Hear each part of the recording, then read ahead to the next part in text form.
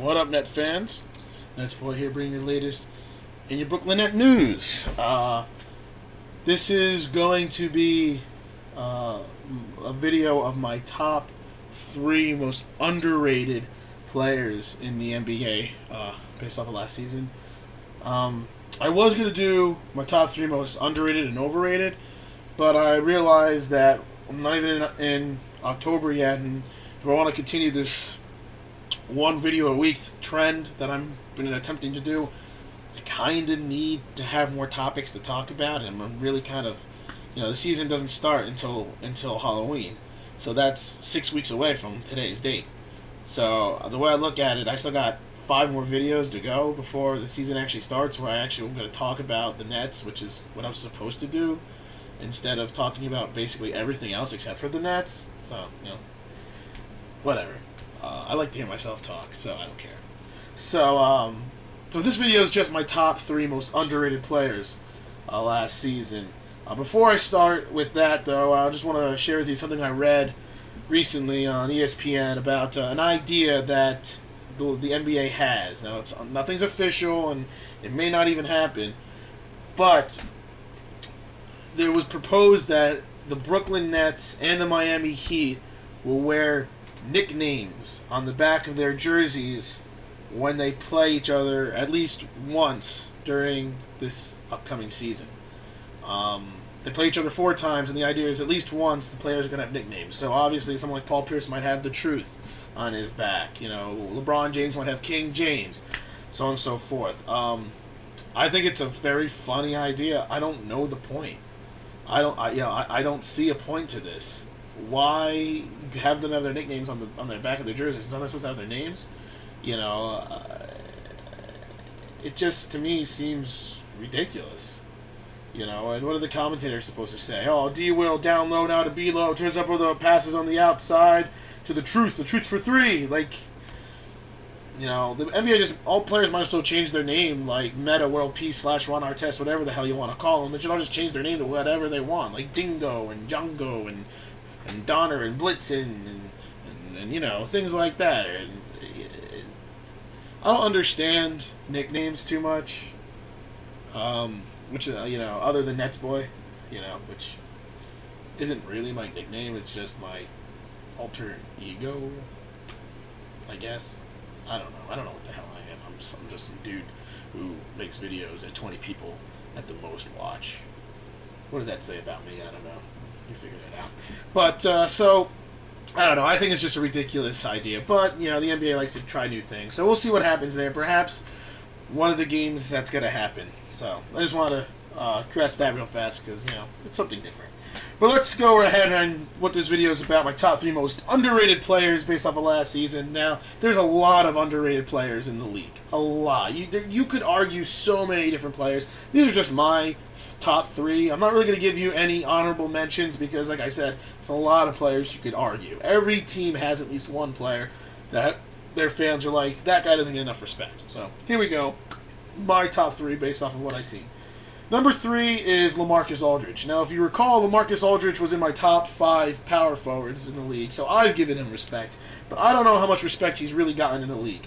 He has made the All-Star team, I believe, the past 2 seasons, and he is starting to get more respect, but he keeps on making it as an add-on by the coaches, not by the fans giving him many votes.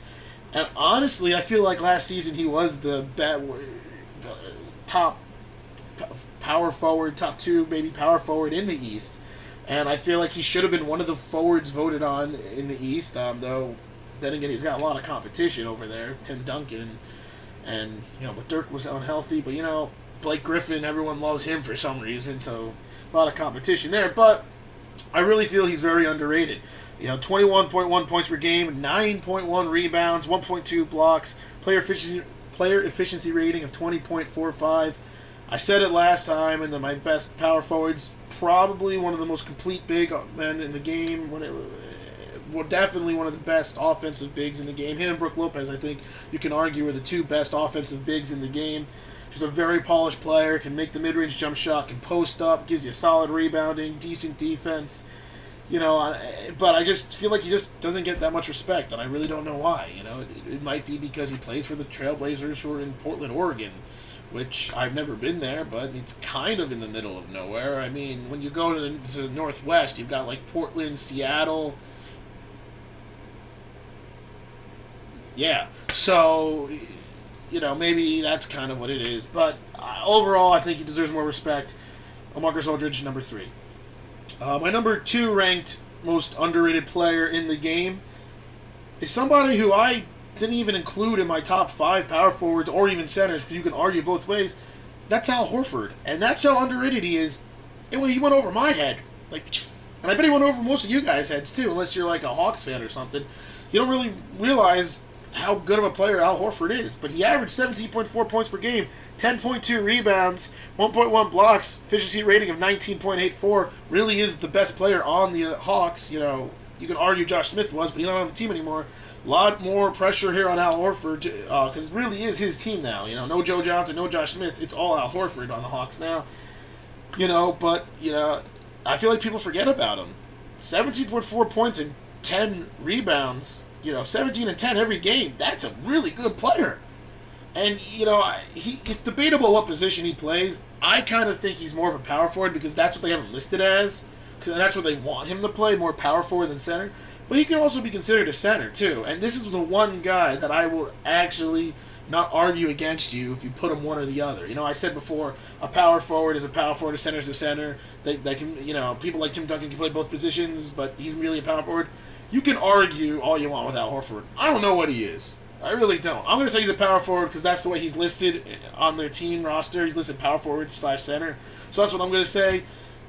But, overall, though, regardless of what position you say he is, he's completely underrated. The fact that people don't even give him much respect in the sense he wasn't an all-star last year. No Hawks were. And I think that's ridiculous. 17.4 points. Like I said, 17 and 10 night in and night out. Best player on the Hawks, who make the playoffs every year. I mean, we'll see what happens this year. Not that they're always good, but they'll make the playoffs every year, mostly because of his consistent play. So I think he's really underrated. And he's a really good player and a very underrated defender of that, too. I've seen some great plays by him. So he's number 2. Which brings me to my number 1 ranked most underrated player in the league. And that is the great VC Vince Carter. Now, if you know me personally, which most of you should, since I believe most of my 20 viewers are friends. If you're not one of my friends and you're one of my viewers, thank you. You're a cool person. So, anyway, most people are not surprised by this. If you know me, you know that Vince Carter is my all-time favorite player, as well as my all-time favorite net. And he's one of my, to me, he's always been underrated. Even when he was with the Nets, when he was as great as he was, he's an amazing player, and I think last year, because the Mavericks did so poorly, people kind of overlooked what he did for the team. If you ask Mark Cuban, Mark Cuban had a couple quotes.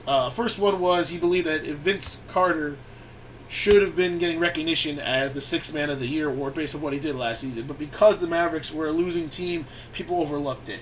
Vince Carter averaged 13.4 points per game, 2.4 assists, and 4.1 rebounds. Had a player efficiency rating of 12.87 and shot 40.6% from three-point land. Really, those are really solid numbers, and the fact that he played only 25 minutes coming off the bench as a 6th man, I kind of agree. Obviously J.R. Smith averaged like 17 points per game, and so did Jamal Crawford. But as the total package, Vince Carter, with rebounding and points and defense and three-shooting ability, he really could have been 6th man.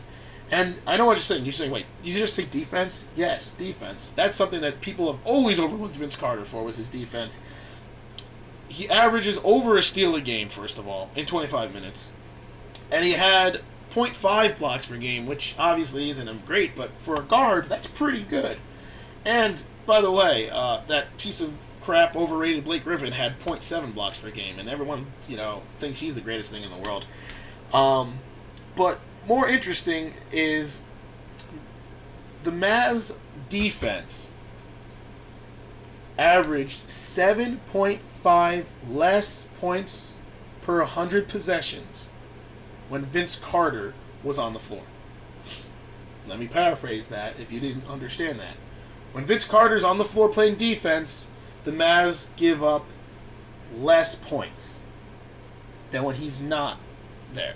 Meaning, at 7.5 less points. That's a huge difference. That is a big number. And that's because he's a very smart defender. He knows how to stay on the ball. He knows how to play tight defense. He knows how to steal the ball. He knows how to be a great team defender. He may not be the most gifted one-on-one defender, but he knows how to play team defense, which makes everybody else around you better. And that's something I feel a lot of people overlook him. Another thing, like you mentioned before, 40.6% three-shooting percentage. He's never been considered a great three-shooter, though to me he has, because I've seen him play. I know he can shoot the three ball. If you're a Nets fan, you know he can shoot the three ball. And he shot at a career-high 40.6%, but no. He's still just a dunker in a lot of people's eyes. A has-been, or whatever it is. You know, it drives me crazy. Anytime you shoot over 40% or around 40%, you're a great three shooter, and that's what he did. You know, and look, a lot of people like to say he's a has-been. He's not a superstar anymore. He's not. The guy's 36 years old. Turns 37 next season. You know, only Kobe can seem to break the test of time and still be putting up ridiculous numbers at the age of 34. We'll see what happens when he comes back from the Achilles injury. Then again, if Vince Carter takes 20 shots a game like Kobe does, he could probably average 21-ish, 20-ish points a game. So, you never know. Vince Carter only averaged, I believe, 12 shots a game last season. That's how efficient he was. 12 shots a game, he scored 13 points. Kobe shoots about 20 shots and averages 28 or 26. I'm not going to ever compare the two because Kobe is Kobe, and Kobe is amazing, and Carter's not Kobe, and, at least not now. And, you could argue. I had this conversation with one of my friends. If you look at statistically Vince Carter back in his prime and Kobe back in his prime, very similar numbers. I'm not even joking. I mean, Kobe always had more points than Carter, but Carter always usually had more assists. And they're about the same rebound-wise, so, you could have argued that. But Kobe, of course, is a much better player. But I'm just basically saying right now that Vince Carter doesn't get that much respect. And here's something that's interesting. A lot of people say he's not the same type of player. He can't score as much. He can't be as productive. 13.4 points in 25 minutes. Paul Pierce, who's a guy who everybody says is great. He's now a Net. We like him. Says, he's old, but he still has a lot in the tank. He's still an all-star, still a star player. He averaged 18.6 points per game in 34 minutes, or 33.5 minutes. If you take the same amount of minutes that Paul Pierce played and gave it to Vince Carter, if you do the math, which I did and also looked at it statistically, so basically saying if Vince Carter played as much as Paul Pierce did last season, minutes per game, Vince Carter would have averaged 18.2 points per game compared to Paul Pierce's 18.6.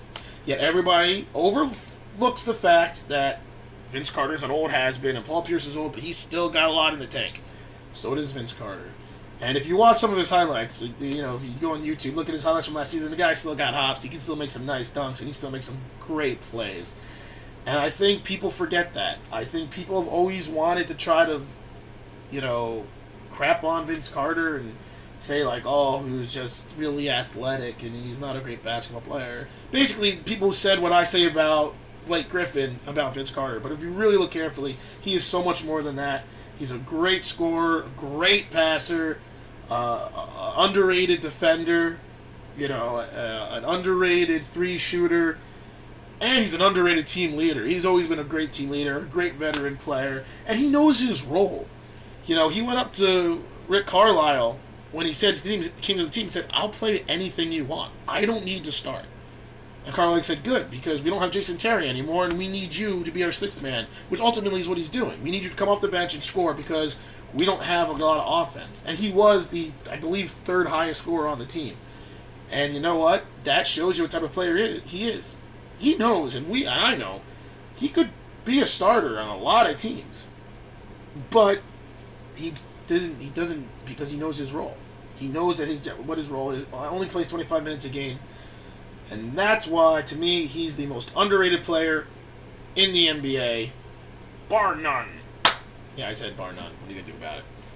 And, You know, a lot of people will disagree, but I think that's the truth. And I would love to see him back in the Nets uniform. I think that'd be awesome. I don't know how. There's no real room for him on the roster. I mentioned the way that him and Paul Pierce would play same amount of minutes, average same amount. I'll trade Paul Pierce and take Vince Carter. Why not? He's a true net. He was a true net. His roots were not roots, but he's established net. Paul Pierce is a Celtic. Whatever. I don't know. That's my rant about Vince Carter, which shouldn't shock many people. Like I said, he is my all-time favorite player, and I really do wish somehow he comes back to the Nets. That would put a smile on my face. I also, more than I want him to come to the Nets, I want him to win a championship. I think he deserves it. I think right now, him and Steve Nash are probably the two career-wise greatest players to play right now who has not won a championship. And when I say that, I mean like they're older. Obviously there's better players like Kevin Durant and Carmelo Anthony who have never won a championship, but their careers are still going on. Vince Carter's and Steve Nash's career are winding down. They're on the back end of the career. They're, to me, the greatest overall players to have not won a championship yet. I really do believe that. And I think it's time for him to win one. But anyway, that was my rant about Vince Carter and why he's underrated. And he's number one most underrated player, and you can screw yourself if you disagree. Next week will be my top 3 most overrated players, which is going to be very fun because I think there's a lot of players who are overrated in the league. A lot. But until then, this is NetsBoy, signing off.